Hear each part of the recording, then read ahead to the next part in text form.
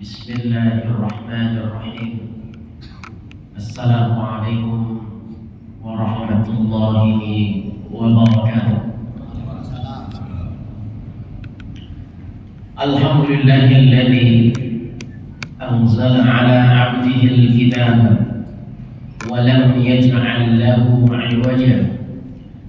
Asyhadu an la ilaha illallah wahdahu la syarika lahu وأشهد أن محمدا عبده ورسوله لا نبي ولا رسول بعده. اللهم صل وسلم وبارك على نبينا وحبيبنا محمد صلى الله عليه وسلم وعلى آله وأصحابه أجمعين. أما بعد. Jamaah sholat subuh yang saya muliakan, alhamdulillah, mari kita bersyukur kepada Allah berangkat daripada rukun yang pertama, mengakui bahwasanya semua hari ini kenikmatan yang ada pada diri kita datangnya semua adalah dari Allah Subhanahu wa taala. Yang kedua, mari selalu kita basahi lisan ini dan selalu dan senantiasa untuk memuji Allah Subhanahu wa taala lewat kalimat-kalimat tahmid. Sesungguhnya kalimat tahmid itu bagian zikir pujian, tapi dianggap doa oleh Allah Subhanahu wa taala. Dianggap permintaan oleh Allah Subhanahu wa taala. Karena Allah sendiri yang mengatakan wa akhiru da'wahum alhamdulillahi rabbil alamin. Akhir doanya orang-orang terdahulu itu salah satunya adalah alhamdulillahi rabbil alamin. Dan ini pula yang menjadi tema yang saya sampaikan di pagi barokah ini, permintaan yang bukan permintaan tapi dianggap oleh Allah permintaan. Mungkin judulnya agak membingungkan jemaah. Ya. Jadi sejatinya kami ingin berbicara tentang kalibrasi rasa jemaah. Ramadan kalibrasi rasa. Kalimat kalibrasi ini mungkin kalau kita di bagian teknik mungkin cukup familiar. Tapi ini yang dikalibrasi adalah rasa kita. Apa sebab? Karena sesungguhnya sesuatu yang sering itu terkadang bisa mematikan rasa. Sering itu dalam makna yang sangat luas ya. Akhirnya dalam hubungan komunikasi, sikap, perilaku, respon, semua bisa jadi kepengaruh jemaah karena udah terlalu sering. Allah takdirkan andaikan hamba Allah berkali-kali ke Baitullah saja, maka datang yang kelima, yang keenam, yang ketujuh, itu rasanya sudah berbeda dengan yang pertama saja.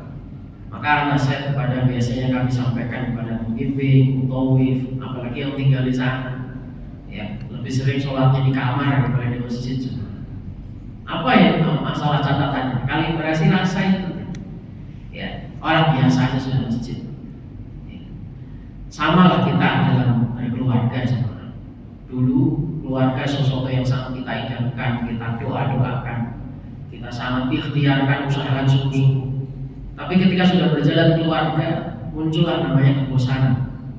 Padahal itu jalur surga, bisa lewat keluarga. Istri surganya ada di suaminya, suami pun juga surganya ada dalam keluarganya karena amanahnya. Tetapi karena udah sering ketemu, tiap hari ketemu itu terus jemaah, maka penting setelah waktu kita harus kalibrasi rasa. Kalau keluarga mungkin kalibrasi cinta dan sebagainya, agar perjalanan 15 tahun, 20 tahun ya sama kayak kita 5 tahun pertama. Tapi kalau terus begitu tidak ada perbaikan jemaah sekalian, maka ada masa frustasinya manusia. Nah, Ramadan sama. Berapa kali Ramadan datang dalam kehidupan kita jemaah? Terus dengan usia kita hari ini masing-masing. Jemaah subuh ini ya mayoritas rata-rata jemaah pensiunan ya, masya Allah ya. Satu dua saya lihat para pemuda yang hebat yang hadir pada subuh kali ini, masya Allah, apresiasi. Saya mendoakan khusus semoga yang anak-anak muda, anak remaja kita yang hadir ya, mudah-mudahan menjadi cahaya di akhir zaman nanti. Semoga istiqomah anak soleh semuanya untuk memulai masjid ini, karena kekuatan dan kemenangan Islam itu berangkat dari apa yang dilakukan oleh pemudanya hari ini. Tapi jamaah sekalian, tentunya saya melihat berarti pernikahan jamaah itu berlangsung cukup lama. Nah, itu juga ada kaitan dengan bab kalibrasi. Nah, Ramadan ini juga jamaah sama. Berapa kali Ramadan dalam kehidupan kita? Ya, sehingga kalau kita tidak kalibrasi, ya kita hanya sekedar melakukan rutinitas biasa. Rutinitas biasa itu ya sahur, buka, gitu. Bahkan rasanya ya biasa aja bulan Ramadan. Padahal ini bulan istimewa banget, jemaah. Satu pintu khusus Ar-Rayyan Allah hadirkan di surga itu lewat bab ini juga. Bentangan ampunan, berlipat pahala kebaikan, istimewa banget. Tapi kalau kita tidak kalibrasi rasa ini, maka seakan Ramadan itu setiap tahun, apalagi semakin sering kita jalani, semakin hambar rasa yang kita miliki. Subuh kali ini jamaah sekalian, kalibrasinya saya awali dari doa yang tadi saya sampaikan. Ada doa dalam Quran itu tidak disebut di situ permintaannya, ya, nah, nggak ada kalimat mintanya, tapi dianggap oleh Allah permintaan, ya, dianggap oleh Allah permintaan. Contoh alhamdulillah dari jamaah. Alhamdulillah itu di mana permintaannya, Pak? Isinya pujian. Segala puji bagi Allah, Rabb semesta. Tapi dia dianggap doa. Wa akhiru da'wahu alhamdulillahi rabbil alamin. Di mukadimah tadi maka saya mengajak bersyukur kepada Allah, lafaz itu yang sering membasahi lisan kita setelah hati ini mengaku semua ini adalah datang dari Allah Subhanahu wa taala. Jamaah yang Allah muliakan, bab doa. Suatu ketika ada satu pertanyaan yang mampir dalam sebuah kajian ibu-ibu, ya. Waktu itu saya menyampaikan ada beberapa pertanyaan terkait dengan masalah hajat. Seorang ibu mengatakan, Ustaz, apa doanya kalau saya ini jualan biar lebih laris? Begitupun juga ada pertanyaan dari seorang yang masih belum menikah. Pertanyaan juga masalah hajat, apa amalannya, apa doanya biar saya cepat bisa mendapatkan jodoh yang saya sangat diinginkan.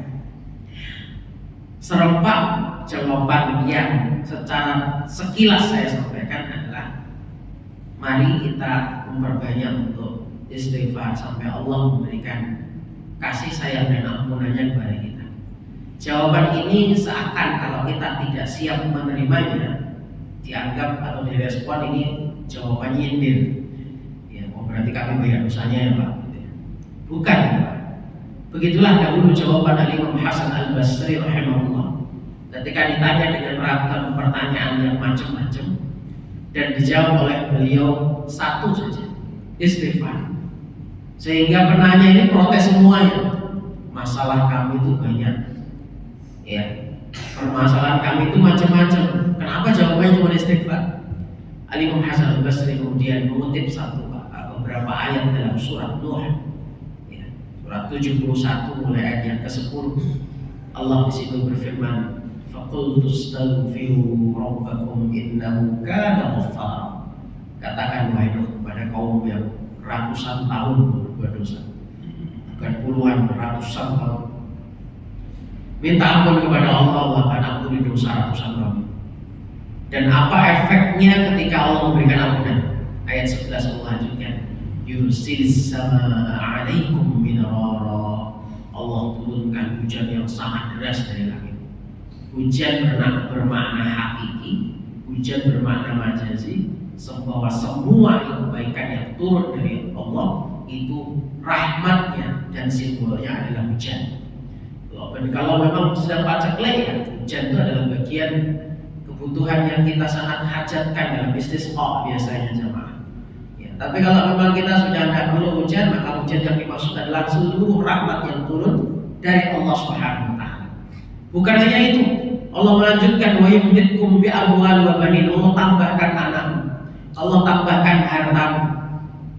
Ya, bisa bermakna bertambah jumlah, kuantitas, bisa bertambah kualitas. Kebaikannya bertambah dari harta kita, dari anak kita, mungkin jumlahnya tidak bertambah, tapi kebaikan daripada mereka bertambah.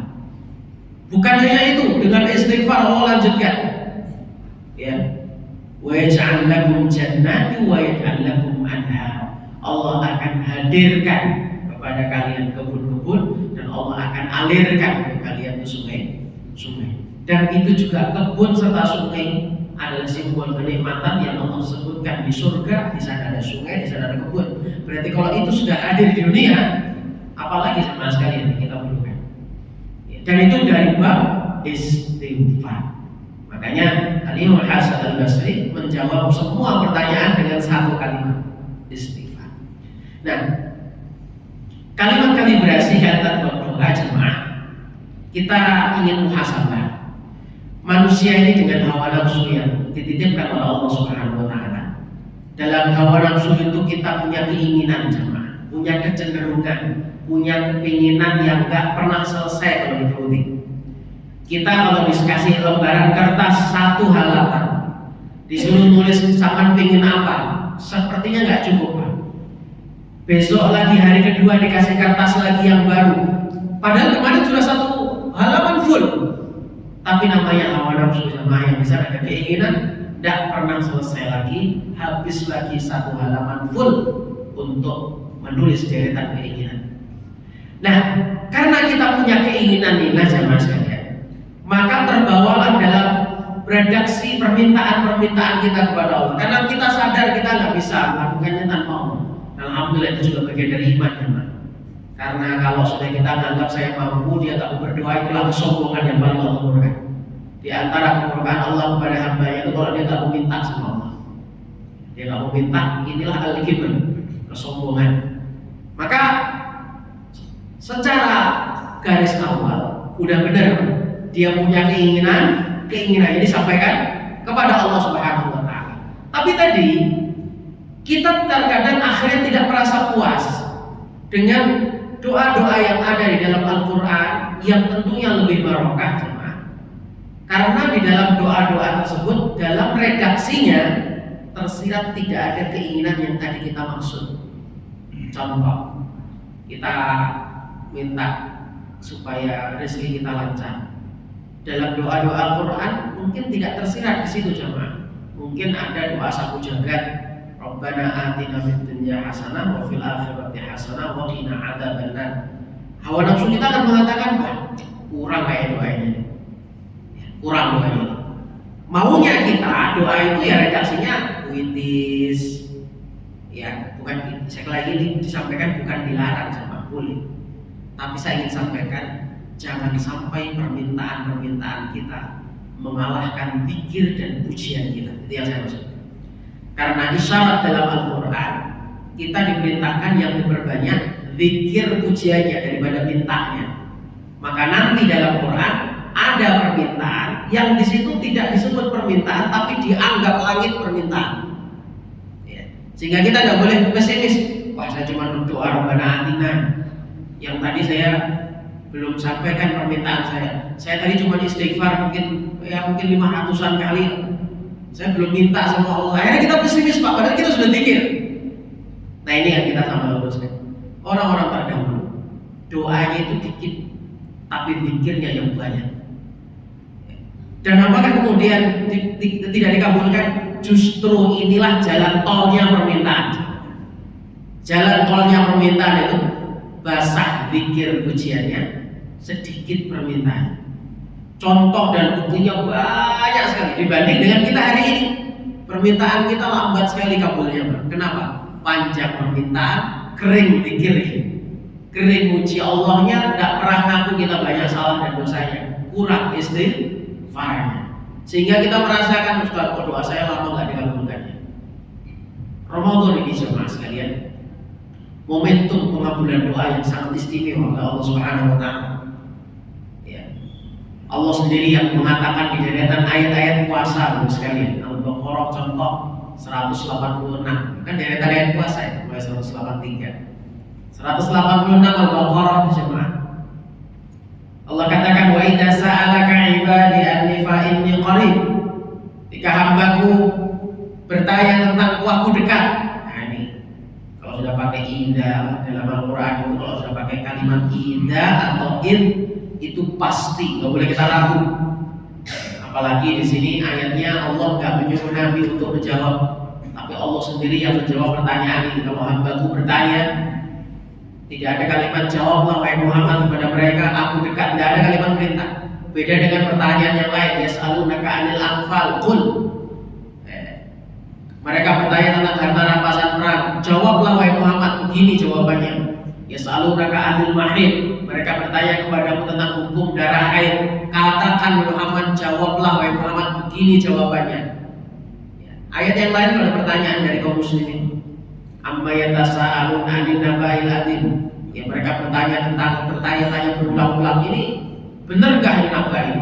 Benar enggak ini? Berulang-ulang ditanya. Allah memerintahkan Nabi untuk jawab. Tapi khusus ayat ini bab doa. Ya, ketika ayatnya wa idza sa'alaka 'ibadi, apabila hambaku bertanya tentangku, dan ada kalimat kul, langsung dijawab sendiri sama Allah. Fa inni qarib. Ya, ini yang nanti ada kaitannya dengan amalan puasa. Puasa itu antara rahasia antaraku dan antara hamba. Insyaallah tema tentang amalan kerahasiaan yang saya sampaikan di untuk terawih nanti insyaallah ya, tentang amalan kerahasiaan.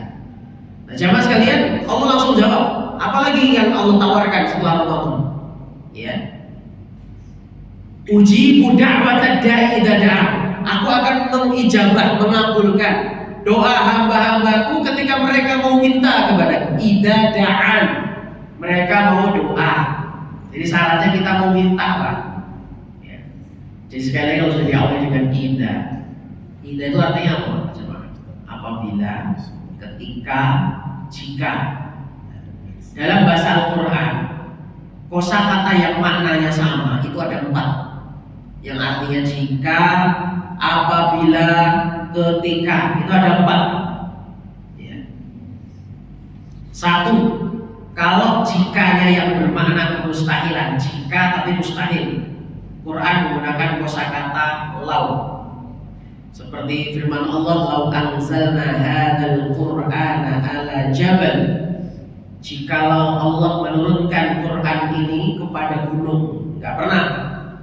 Turunnya kepada Rasulullah, bukan ke gunungnya. Meskipun turunnya di gunung Jabal Nur. Ya.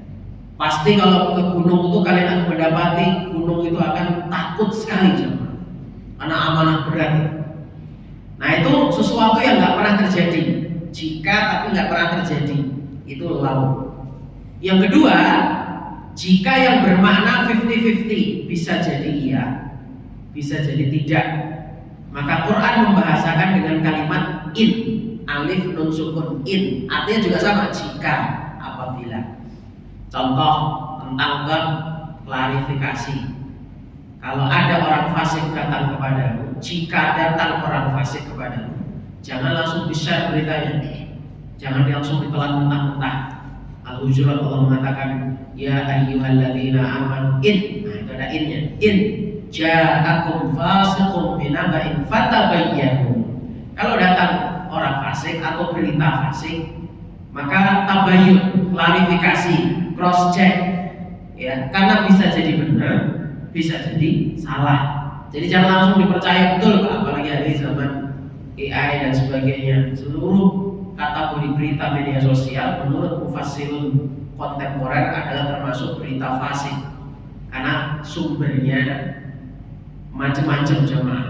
Meskipun mungkin kelihatannya gambarnya benar, beritanya bisa macam-macam. Hari ini subhanallah ya Bapak Ibu, berita ini justru yang cepat viral tuh kalau yang aneh-aneh. So, ketika ada satu foto jemaah, tapi anehnya punya 3 macam berita. Yang lebih viral berita yang ketiga dengan foto yang sama. Fotonya apa? Terlihat lele tumpah di jalanan aspal. Berita pertama, banjir bandang di kota Lamongan menjadikan petani lele mengalami kerugian karena semua lele meluap ke jalanan. Berita yang kedua, truk pengangkut lele oleng sehingga muatannya tumpah ke jalanan. Berita ketiga dengan fotonya sama, Pak. Itu media sosial subhanallah ya. Ya. Berita yang ketiga, tanda-tanda akhir zaman sampai lele keluar dari aspal. Nah, yang cepat viral yang ketiga, Pak. Nah, itu yang paling banyak di-share. Apalagi di belakangnya ada ancaman, share ke 10 keluarga Anda supaya keluarga Anda selamat dari fitnah dajjal. Nah, itu, Pak. Nah, sudah ada berita belakangnya ancaman, enggak usah di-share. Ngapain kalau memang sebuah anu nggak usah diancam. Nah ini itu Allah gunakan in. In itu bisa benar, bisa tidak. Cek dulu. Ya. Nah yang ketiga dan keempat itu sama dengan surat Al-Baqarah 186 yang saya baca tadi. Id atau ida, jika yang artinya id atau ida. Idza zulzilatil ardu zilzalaha, idza waqa'atil waqi'ah. Seperti ini, idza da'an. Ya, wa idza sa'alaka ibadi 'anni fa inni qarib ujibu da'watad da'i idza. Nah, dan diulang lagi idza. Oh, apalagi 2 kali ayat ini diulang tiba, pasti terjadi. Bedanya apa? Kalau in alif dal sukun sudah terjadi, pasti dan sudah terjadi. Wa idza qala rabbuka lil malaikah, dan ketika dulu Tuhanmu pernah berkata kepada malaikat, sampai tidak boleh ragu Allah pernah berbicara sama malaikat.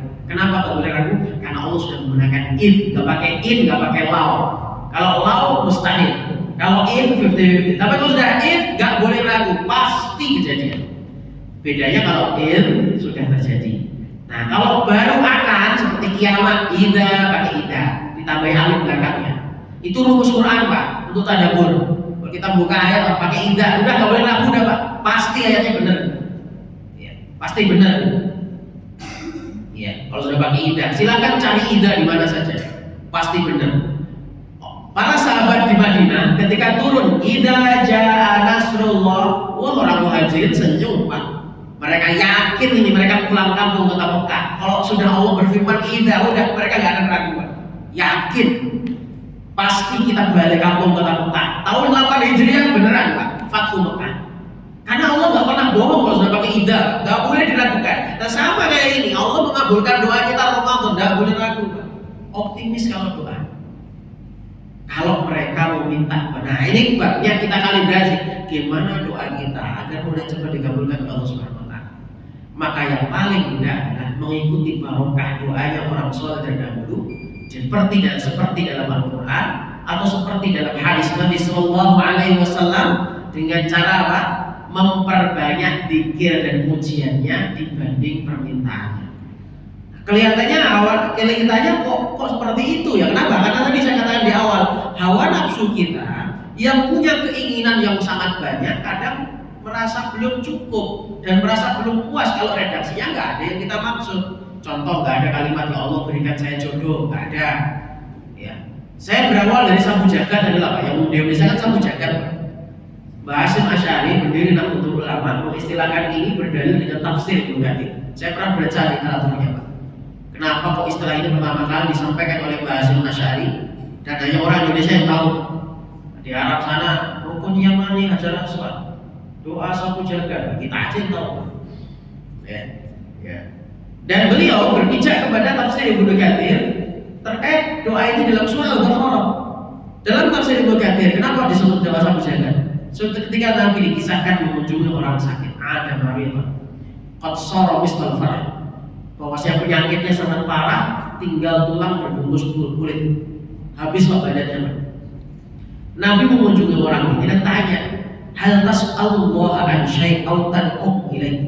Apakah kamu sudah minta kepada Allah sesuatu kebaikan dan sudah berdoa kepada Allah untuk kesembuhanmu ini? Orang tadi menjawab, sudah ya Rasulullah. Coba doamu kayak mana coba? Orang ini kemudian menyuarakan doa yang tiap hari disampaikannya. Allahumma in kunta mu'adzibi fil akhirah fa'ajjil fid dunya. Ini kalimat yang saya ceritakan, silakan nanti dibuka dalam tafsir Ibnu Katsir. Rabbana atina. Ya Allah, jika Engkau menentukan azab untukku kelak di akhirat, aku rela ya Allah, disegerakan sekarang aja tak tanggung, nggak apa-apa ya Allah. Bahasanya apa? Saya menderita sekarang nggak apa-apa ya Allah, yang penting kelak di akhirat saya nggak diazab. Rasul mengatakan Subhanallah. Subhanallah itu jemaah maknanya apa? Kagum terhadap suatu yang buruk. Ya, beda kalau kagum terhadap sesuatu yang baik. Masya Allah, masuk kebun, bagus kebunnya indah. Surat Al-Kahfi mengajarkan Masya Allah la quwwata illa billah. Al-Kahfi mengajarkan demikian. Tapi kalau melihat satu pengingkaran, ini kok, orang ini kok, mohon maaf ya bahasa kita bodoh sekali ya, gitu ya. Nah, Atau lihat anak-anak kita ajarin apa-apa, maka kita kagum kan, kurang mana lagi saya ajarkan juga. Kita nggak boleh bilang masya Allah Pak, nanti awet bodohnya, ya supaya cepat hilang bodohnya kita bilang subhanallah, maha suci Allah. Supaya apa? Karena kalau ada yang jelek itu Pak, terbesit negatif di benak kita. Nah itu harus bersih Pak. Karena nanti larinya itu kemana Pak? Kepikiran kita, kemana? Ke ciptanya. Oh gitu sih, nah itu akhirnya Pak. Nah, itu nggak boleh, maka langsung tasbih kalau melihat sesuatu yang takjub tapi jelek, subhanallah. Nah Nabi mendengar doanya orang ini karena doanya itu nggak bagus Pak, nggak boleh doa gitu. Nggak apa-apa deh ya Allah, tak tanggung sengsara ini kalau memang nanti di akhir takut diadab. Mau kita suruh, kenapa kok nggak boleh? Kita suruh berdoa jauh dari neraka, suruh tegas Pak. Allahumma ajirna minan nar, Allahumma ajirna minan nar, tegas Pak, nggak boleh nanggung. Nah ini malam ya Allah kalau memang seakan pasrah, nggak apa-apa nanti saya diadab pasrah saya. Itu urusanmu ya Allah, nggak boleh. Kita di dunia ini sama nggak ngerti takdir kita nanti. Karena kita nggak ngerti takdir kita nggak boleh kemudian pasrah duluan sementara kita masih hidup. Suatu ketika Nabi SAW berbicara tentang hadis takdir sama hadis takdirnya itu membuat heboh para sahabat.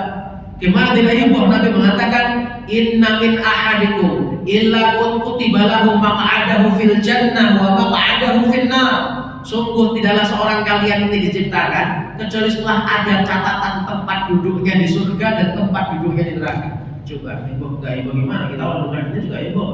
Waduh, sudah ada tulisannya Pak ya, tempat duduk kita di surga atau neraka. Para sahabat kemudian mengatakan, kalau memang sudah ada catatan nama kita, afala nadawul amala wa nattakila ala ma qad kutiba. Kenapa kita capek-capek beramal? Bertawakal aja, pasrah sama yang telah ditakdirkan. Rasul malah marah, tidak boleh kamu seperti itu. Kita nggak tahu takdir kita. Ya malu kullu ma yasar ala ma khuliqa. Enggak, justru kalian semangat beramal, kalian akan dimudahkan terhadap semua takdir itu. Dan jemaah sekalian, maka kita dalam berdoa pun juga suruh tegas sebenarnya. Allahumma ajilna minan. Bahkan minta surga suruh minta tinggi sekalian. Jannatul Firdausil A'la. Enggak usah nanggung-nanggung. Ustaz, saya dosa saya banyak, masa enggak layak minta surga. Nah, kalau untuk perenungan boleh Bapak. Tapi kalau untuk doa enggak boleh kita ngambang. Tapi kalau untuk perenungan, contoh karena kita mengaku banyak salahnya, ya Allah, saya punya banyak salah, kayaknya nggak layak masuk surga. Nah itu untuk motivasi kita beramal masih boleh. Makanya syair Abu Nawas itu nggak boleh dijadikan doa cuma. Dia hanya boleh untuk perenungan saja. Ya Allah, dosaku seperti butiran pasir ya Allah. Dzunubi mislu a'da'i rima. Ya, saya itu nggak kuat di neraka, wala kuat alam nadir syahid, tapi juga nggak layak di surga. Ila stalil firdausi a'la, wala aqwa ala nadir syahid. Itu bukan doa, itu untuk tadabbur saja. Karena doa disuruh tegas, doa nggak boleh gampang. Seperti Allah, aku di surga nggak layak, di neraka nggak kuat. Terus sampai maunya di mana? Nah, makanya kita diajarkan oleh Nabi doa tegas. Di sholat Allahumma ajirna minan nar, Allahumma ajirna minan nar. Gak boleh ngambang. Tapi kalau untuk merenung ya Allah, dosaku banyak. Sama kayak aku berdoa. Berdoa orang optimis Pak. Gak boleh kemudian kita ya Allah dosaku banyak, dikabulkan gak ya? Setan yang dilaknat oleh Allah, setan itu yang dikutuk oleh Allah, doanya dikabulkan kan? Kurang gede ya Pak. Setan itu doanya dikabulkan. Ya, makanya kenapa kok sampai malu-malu mintanya? Anu Pak, dosa saya banyak, malu saya minta sama Allah. Tidak boleh Pak, minta karena Allah tempat meminta. Sama kayak orang saya tawarkan, saya membimbing umroh jemaah. Itu selalu saya bilang, kadang orang nggak mau berangkat umroh karena takut di sana diadab. Iya. Padahal saya sampaikan di sanalah tempat kita minta ampun gitu kan. Justru kita optimis berangkat karena dosa kita banyak, ya Allah, saya minta ampun di tempat terbaik. Kadang ada takut Pak, kok nggak mau berangkat Pak? Takut Pak, nanti kalau tiba-tiba saya dihukum itu kalau sampai ke sana nggak mau tobat. Nah, atau punya niat jahat datang ke sana itu dihukum Pak, cash itu hukumannya. Ya, cash hukumannya. Kalau sama datang ke sana belum bertobat nanti tak ulangi lagi langsung umroh. Nah itu sampai di tempat tampar kan, supaya sampai balik kepada Allah. La'allahum yarji'un, agar sampai itu rujuk balik ke jalan yang benar. Tapi kalau kita datang sana sudah ngaku salah, optimis Pak, itulah tempat yang terbaik bagi kita minta ampun sama Allah. Ya, sama tadi orang berdoa, kenapa nggak mau minta? Saya ini banyak salahnya. Maka bisa kita jawab, iblis yang bukan banyak salahnya lagi, udah jelas vonisnya. Kalau kita kan belum divonis Pak. Kalau orang belum meninggal belum divonis. Nah iblis yang sudah divonis, innaka minal ghawin, innaka minas shaghirin. Kamu termasuk makhluk terkutuk, kamu termasuk makhluk yang hina. Berdoa iblis Pak. Apa doanya? Rabbi anzirni ila yaumi yub'atsun. Ya Allah, Tuhan yang menciptakanku. Nah, iblis ngaku kan? Yang menciptakan dia adalah Allah. Khalaqtani min nar. Engkau ciptakan aku dari api. Wa khalaqtahu min tin. Engkau ciptakan Adam dari tanah. Iblis mengaku Pak. Kan kita yang berbuat dosa juga pasti ngaku Allah Tuhan kita kan. Nah, maka optimis Pak. Doanya iblis, Rabbi anzirni ila yaumi yub'atsun. Ya Allah, patambahkan umurku, panjang umurku sampai hari dibangkitkan. Ya, Allah katakan engkau termasuk orang yang ditangguhkan umurnya. Dikabulkan langsung sama Allah. Masya Allah. Ya, maka optimis kalau kita minta. Nah, kembali ke jemaah. Barokahnya doa dalam Al-Quran itu porsi besarnya ada dalam bab zikir dan pujian. Maka ada sebuah hadis qudsi untuk membuat kita itu optimis Pak. Meskipun sampai mungkin sahur ini doanya dikit, tapi istighfar sampai kencang, udah bener Pak. Allah sendiri yang mengatakan wabil ashari hum yastaghfirun. Ketika mereka sahur mereka justru banyak istighfar. Allah sendiri yang mengatakan Pak, sahur itu banyak istighfar. Terus nanti di sela-selanya selipkan permintaan. Jadi selipkan permintaan Pak. Jangan permintaannya 1 kilo, pikirnya cuma 2 meter. Gak pernah muji Allah, gak pernah mengagungkan Allah. Padahal itu yang mengabulkan Pak. Aturannya Allah itu dipuji banyak-banyak, diagungkan serius. Kita ngaku banyak salah, itulah cepatnya terkabulnya permintaan. Ya. Jadi jemaah sekalian yang Allah muliakan, nanti diselip-selipkan ketika sahur, ketika buka, zikirnya banyak. Termasuk zikir yang besar adalah membaca Al-Quran. Tirangkan orang soleh dulu jemaah, anak-anaknya soleh itu ngaji Pak. Mbak sampai kata-kata yang begini mengaji, ditanyain buku kenapa kok ngaji? Biar anakku soleh. Dan beneran Pak. Orang dulu tuh gak neko-neko, gak ada wiritannya macam-macam. Dan inilah hadis qudsi yang akan saya bacakan. Suatu hadis ini derajatnya hasan, ya. Dari sahabat Abu Sa'id Al-Khudri radhiyallahu anhu. Beliau waktu itu sedang duduk sebelah Nabi. Beliau mendengar langsung Nabi membacakan hadis qudsi. Hadis qudsi itu firman Allah yang tidak termuat dalam Quran. Itu ada definisi yang lain, ya. Apa yang beliau sampaikan hadis qudsinya? Man saghalahul Quran. Siapa yang dia waktunya sibuk dengan Al-Quran.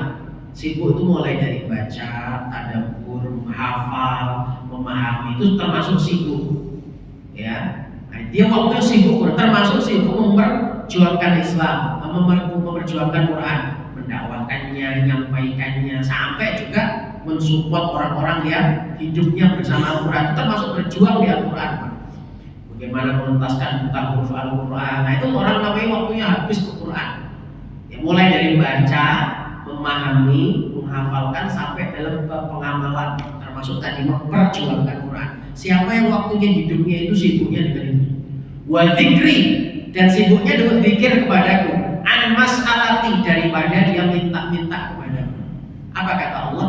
A'taitu afdalu ma'utiyas sa'ilin. Aku akan memberikan kepada orang ini sesuatu yang lebih afdal, yang lebih utama dibanding yang aku kasih kepada orang yang cuma banyak minta-minta. Itu barokahnya.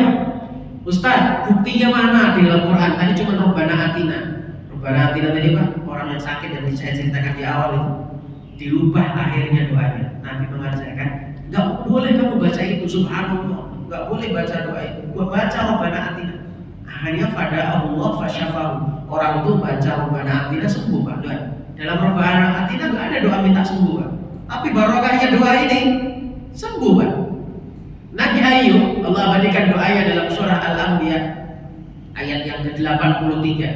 Lihat barokah doa beliau. Beliau tuh penyakitnya parah banget, diusir dari masyarakat, dijauhi keluarganya. Berarti kan menular menurut dia.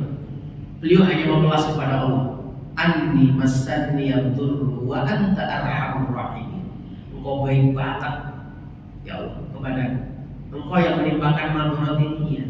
Aku ridho ya Allah, tapi aku yakin Engkau baik banget sama aku. Arhamur rahimin, pemurah penyayang banget sama aku. Udah itu Pak ceritanya Pak. Sembuh nggak ada ya Pak? Sembuh. Bahkan lebih cepat kesembuhan. Nabi Yunus alaihissalam dalam himpitan masalah 3 kegelapan Pak, menurut para ulama tafsir. Kegelapan dasar lautan. Jadi cahaya matahari itu hanya bisa menembus kurang lebih 200 meter saja kedalaman lautan Pak. Menurut ilmu pengetahuan 200 meter.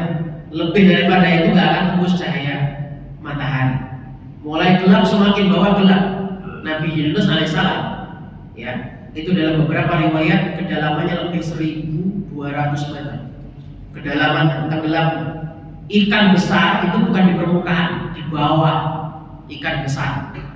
2 kegelapan malam hari, 3 kegelapan perut ikan.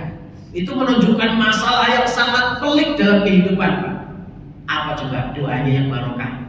Nabi Yunus alaihissalam, la ilaha illa anta subhanaka inni kuntu minadh dhalimin. Maka para ulama mengatakan untuk semua kesulitan kita, tidak usah ngarang doa macam-macam, lebih barokah ikuti lafaznya Nabi Yunus alaihissalam. Menurut para ulama, dan itu sudah terbukti dibanding redaksi puitis kita yang bagus, tapi sepi pikirnya. Kenapa? Dalam doa Nabi Yunus, dia intinya pujian, tapi dianggap doa sama Allah. Satu, ada kalimat tahlil, afdhalul dzikr la ilaha illallah. Yang kedua, ada tasbih, afdhalut taubah, tasbih. Seutama-utama taubat sebelum istighfar, tasbih. Saya pernah jelaskan, istighfar itu taubat dari perilaku. Nah, yang kadang jarang orang lupa, taubat dari pemikiran. Nganggap Allah zalim sama kita, nganggap Allah gak sayang, nganggap Allah doa kok kayak gak denger nih sama Allah. Itu dosa gak sama Allah? Karena Allah tuh maha sempurna. Allah gak pernah zalim, Allah gak pernah dengar, gak pernah gak dengar. Maaf ya, Allah gak pernah gak melihat kita. Jadi kalau kita bilang gitu sama Allah, kita telah membuat cacat sempurnanya sifat-sifatnya Allah. Maka itu tobatnya gak cukup istighfar, harus dengan tasbih. Nah inilah muhasabah para Imam Hasan al-Basri tadi. Mungkin yang kurang bukan istighfar, yang kurang mungkin tasbih. Maka tasbih itu bobot zikir yang paling agung.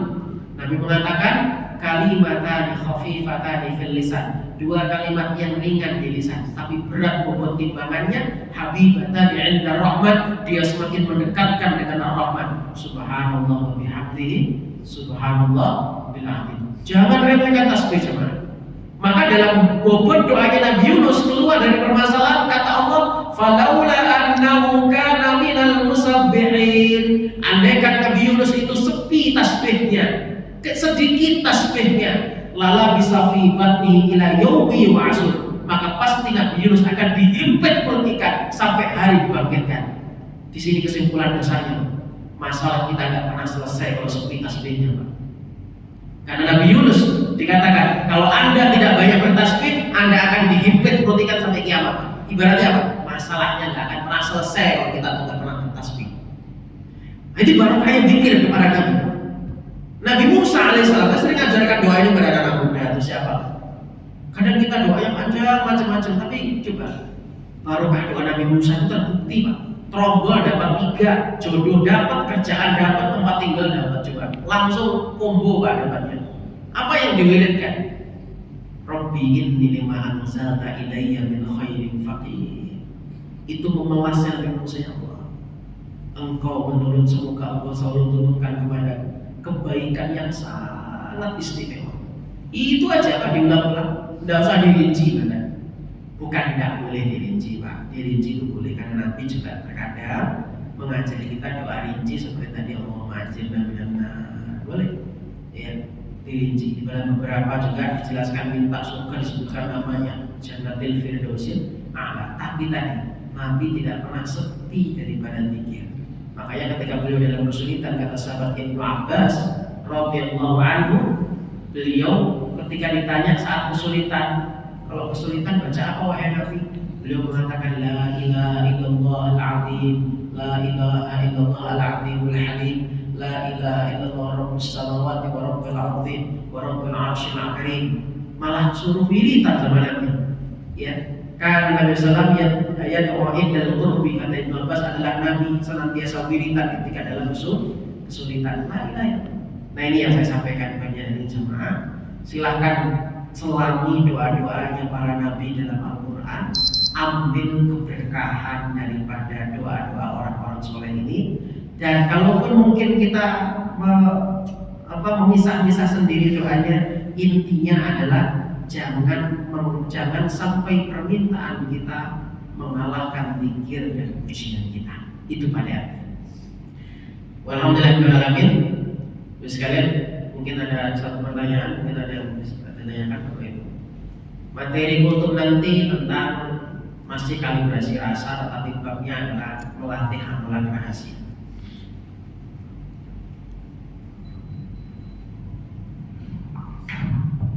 Bismillahirrahmanirrahim. Izin Ustaz menanyakan perihal zikir istighfar itu. Ada ajaran yang supaya kita melafazkan atau mentakdirkan istighfar 170 atau 100 kali itu teknisnya gimana Ustaz? Apakah kita setiap sekali dulu terus 100 kali atau bisa kita cicil? Pertama, Islam ini sama sekalian di dalam memberikan satu taklif atau beban kewajiban itu, pertama tidak pernah memberatkan jemaah. Maka seluruh rangkaian doa zikir itu kadang tidak selalu dirinci kaifiah tata cara. Saya contohkanlah, zikir habis sholat itu riwayatnya dipisah-pisah. Dalam kitab Bulughul Maram dijelaskan faedahnya, kenapa hikmah zikir habis sholat dipisah-pisah. Saya contohkan dulu. Karena supaya tatkala orang itu nggak mampu baca yang lain, dia sudah dianggap berzikir. Contoh hadis tentang Subhanallah 33, Alhamdulillah 33, Allahu Akbar 33, satu hadis. Ya, artinya apa? Andaikan habis sholat orang baca itu saja sudah dianggap berzikir. Tapi kalau memang waktu kita longgar, ya baca semua Pak. Mulai dari contoh Nabi mewanti-wanti jangan sampai habis sholat jangan nggak baca Allahumma a'inni ala dzikrika wa syukrika wa husni ibadatik, satu hadis. Ya, Nabi menyebutkan minimal baca Allahumma anzilna minan 7 kali, satu hadis. Nabi menyebutkan juga riwayat yang lain Allahumma antas salam wa minkas salam, satu hadis. Nabi menyebutkan membaca pasti ayat kursi dalam setiap 5 waktu sholat, satu hadis. Nabi membaca qul huwallahu an-nas setelah pada sholat, satu hadis jamaah. Jadi supaya apa? Kita dimudahkan oleh Allah mana yang kita mampu kita baca, termasuk terkait masalah jumlah. Riwayat menyebutkan Nabi itu yang maksum diampunkan dosa beliau, sudah dijamin surganya. Beliau minimal beristighfar itu 70 sampai 100. Apakah jumlah itu saklek begitu jemaah? Ya tentunya kita menyadari seharusnya kita yang belum ada garansi ini, yang statusnya masih semoga, maka harusnya lebih banyak daripada istighfarnya. Terkait masalah kaifiat detailnya jemaah, tidak disebutkan apakah satu waktu ya segitu, maka mastata'tum. Allah berfirman fattaqullaha mastata'tum. Bertakwalah kepada Allah semampu kita. Sebagaimana contoh Ramadan ini zikir utama baca Quran. Udah, kalau memang mampunya harus satu juz itu asal, berarti 1 bulan minimal khatam. Tapi kalau tidak, kaidah kebaikan mengatakan la yudraku kullu la yudraku kullu. Sebuah kebaikan itu kalau kita tidak sanggup melaksanakannya secara sempurna, dengan contoh nggak sampai 100, ya jangan gak istighfar sama sekali. Maksudnya begitu. Nah, contoh ngaji, Ustaz saya bisa pengajian itu cuma 15 menit, habis itu saya harus ternak kering, ternak antara anak istri, tidak apa-apa Pak, daripada gak ngaji sama sekali. Minimal 15 menit dapat mukadimah, diajak syukur, alhamdulillah kan. Siapa tahu hari ini lupa alhamdulillah ya, diajak sholawat. Siapa tahu tadi belum bersholawat, kan kita ada faedahnya. Ngaji nggak bisa 1 juz, paling nggak setengah juz. Nggak bisa, jangan nggak ngaji sama sekali. Itu maksudnya Pak.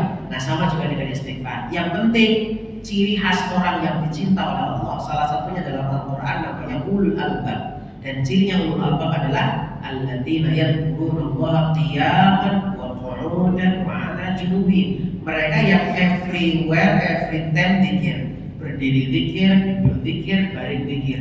Jadi artinya apa? Zikirnya bisa dalam kondisi apa saja, pada yang penting dalam kondisi kebaikan gitu. Jadi kalau sedang berzikir, nanti duduk di depan situ bisa istighfar 5 kali, masuk masjid bisa 5 kali, dicicil juga boleh. Jadi fattaqullaha mastata'tum. Bertakwalah kepada Allah semampu kemampuan yang Allah berikan. Wallahu a'lam bishawab. Ada Pak? Oh ya.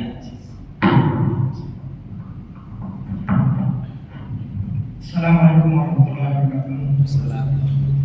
Izin bertanya Ustaz, mengenai Asmaul Husna itu apakah termasuk doa, terus zikir atau hubungan Allah itu yang pertama. Kemudian yang kedua, apakah boleh kita mendoakan untuk orang-orang yang mendzalimi kita? Itu aja kita. Assalamualaikum warahmatullahi wabarakatuh. Allah berfirman tentang Asmaul Husna, walillahil asmaul husna fad'uhu biha. Allah itu memiliki nama-nama yang baik, dan Allah katakan kalau kalian berdoa pakailah Asmaul Husna. Nah, dalam akidah Ahlussunnah wal Jamaah, ada cara cepat juga orang berdoa dengan namanya caranya tawassul. Dan tawassul menurut akidah Ahlussunnah wal Jamaah yang disepakati dan tidak diperselisihkan ada 3. Yang lainnya ada perdebatan. Yang nggak ada debat cuma ada 3. 1, tawassul adalah dengan amal soleh. Jadi kalau kita sudah amalnya sudah ikhlas, maka suatu waktu kita kena kesulitan, orang diperbolehkan tawassul pakai amal soleh yang sudah dilakukan. Makanya kalau amal soleh itu pokoknya ikhlas, nanti amalan ikhlas akan bisa dipakai untuk tawassul. Contoh, 3 orang Bani Israel dalam hadis Muslim, saya akan bacakan waktunya ringkas. Mereka kehujanan, berteduh dalam goa, ternyata tertutup goa dengan batu besar. Nah, cara mereka cepat kabul doanya supaya terbuka pintu goa pakai amal soleh, dan itu berharap sama Allah boleh. Yang penting amal saat dikerjakan dulu waktu kerjanya ikhlas. Makanya kenapa amal itu ditekankan ikhlas? Biar suatu waktu bisa dipakai gitu maksudnya. Ya Allah, aku dulu pernah begini. Itu boleh Pak? Tawassul dengan amal soleh boleh. Berharapnya sama Allah, pamrih sama Allah boleh. Yang penting dulu saat mengerjakan ikhlas. Jika amal ini, saya pernah membuktikan beneran. Pertama kali saya khutbah Jumat itu umur 18, lulus pondok. Nah, dulu pertama kali tugas itu di Kota Baru, kalau saya dilempar jauh saya. Ya dulu harus naik sepeda nyebrang pulau laut Pak, dari Batu Licin. Saya tugasin satu sekolahan, ya Sadaqatul Khair, ya seperti Al-Quran atau Ibadah. Saya baru lulus SMA kan dalam pondok itu Pak namanya. Itu sebelum saya kuliah, sebelum saya tugas dulu di sana. Ya SMA. Itu saya pernah bertawassul. Jadi pagi hari Jumat itu ada kucing di pagar sekolah yang kehujanan Pak, yang dibuang sama orang. Saya itu jijik dengan kucing. Ya. Makanya ini menurut saya wah ini berat bagi saya. Tapi ya sudah, saya ingin menyelamatkan makhluk ini hanya sekedar agar dia nggak kedinginan aja. Karena hujan Pak. Sebelum saya ke pasar itu masih gerimis Pak. Saya ambil kardus, saya taruh lap di bawahnya. Ya kemudian saya angkat pakai tisu Pak. Karena saya jijik dengan kucing. Taruh. Nah itu kan di sana rumahnya panggung-panggung pakai kayu ulin gitu Pak. Saya taruh di kolong Pak. Saya nggak berani naikkan ke kantor sekolahan. Taruh yang penting situ teduh dia. Saya ambilkan makanan dari dapur, kemudian saya kasihkan. Udah gitu saja. Ya. Kemudian ketika Jumat di masjid namanya Istiqomah di sana, di di daerah Siring Laut itu ada masjid namanya Istiqomah. Itu khotib karena kami dari pondok dulu kalau Jumatannya ke kota. Ya, itu hiburannya santri. Ya, anak-anak sekolah di situ ke kota gitu. Pas Jumatannya di masjid. Khotib berharap ya salah satu anggota dewan dari fraksi PAN, ingat betul saya. Beliau orang Muhammadiyah, beliau jadwal khotib di situ. Saya dulu di depan, tahu dari pondok, disuruh maju ada dadakan Pak. Padahal saya masih anak muda Pak. Usah pondok ya, iya. Ya, nggak ada khotibnya hari ini, suruh maju Pak. Bingung mau ngomong apa. Kalau hari ini langsung sama suruh maju, alhamdulillah. Kasih izin Allah mungkin saya bisa bicara. Kalau dulu materi kan belum belajar banyak. Ya Allah pagi hari itu duduk ketika adzan muadzin saya bertawassul itu Pak ya Allah. Saya tadi pagi itu ada kucing, saya itu sebenarnya jijik. Kalau yang saya lakukan itu kok catat sebagai sebuah kebaikan, aku minta itu supaya saya ini lancar dalam menyampaikan materi. Dan beneran jawab sekalian. Nah itu boleh tawasul dengan itu. Nah termasuk tawasul dengan orang soleh masih hidup tuh yang kedua. Itu boleh. Ada apa? Ustaz minta doa apa? Mohon doakan saya. Itu tawasul dengan orang soleh masih hidup. Semakin banyak orang yang kita mintain doa semakin bagus. Yang ketiga ini tawasul dengan asmaul husna tadi Pak. Apakah seluruhnya asmaul husna? Tidak sesuai yang dengan kita inginkan. Contoh, saya pernah berguru di daerah Paciran Lamongan di satu pesantren. Di situ pernah kami didatangi oleh nelayan di daerah Brondong dari Lawas Pak. Beliau minta amalan kepada kiai kami untuk kemudian bertanya tentang amalan supaya rezekinya itu lancar, tangkapan ikannya luas. Maka kiai mengajarkan apa? Ya Hayyu Ya Qayyum. Ya Hayyu Ya Qayyum. Beberapa pekan kemudian tiba-tiba datang beberapa pok ikan Pak pesantren Pak. Nah ini lucunya Pak. Beliau itu kan orang Jawanya medok sekali. Dan ditanya, Pak, gimana sudah amal? Kata alhamdulillah.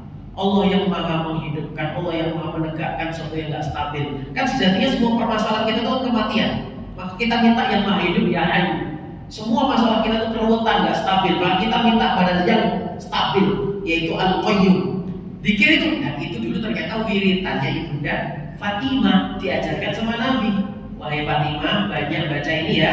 Ya Hayyu Ya Qayyum bi rahmatika astaghits. Dua aja dibaca Pak. Jadi kan semuanya yang kita butuhkan mana? Pahami artinya baca. Contoh ya Fatah, contoh ya kalau minta ampun bisa ya Ghafar, ya Ghafur, silakan. Itu orang datang Pak bawa banyak panen Allah terkabul, Allah maha baik. Yang sampai baca apa? Ya Qayyum, ya Qayyum, ya Qayyum, ya Qayyum gitu Pak. Orang salah baca Pak. Itu bisa dikabulkan Pak. Padahal yang dimaksud ya Hayyu ya. Oh itu saya ceritanya saya ceritakan Pak. Dia mungkin jawabnya terlalu medok dan memang alhamdulillah aja susah Pak. Alhamdulillah jadinya. Apa artinya Pak? Tapi dia bisanya gitu. Dia orang awam Pak. Bukan belajar tahsin. Dia pernah belajar tahsin orang ya Pak. Ya kalau tahsin jelas salah huruf ada arti ya. Tapi dia bisanya itu alhamdulillah gitu. Bukan alhamdulillah. Ya Hayyu Ya Qayyum, ya Qayyum, ya Qayyum, ya Qayyum. Coba, apalagi kita yang fasih Pak, ya.